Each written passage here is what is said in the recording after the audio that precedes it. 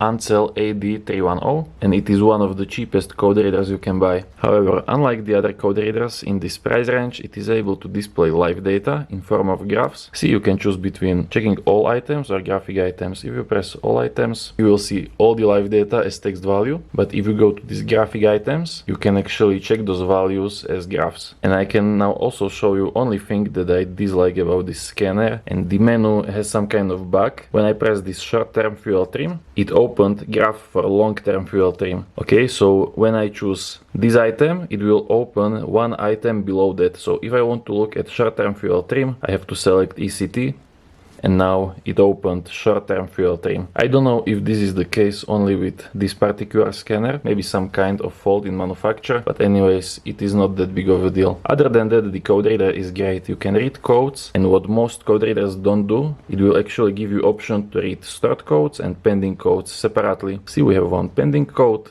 but we also have a current code. You can also check freeze frame data for that codes.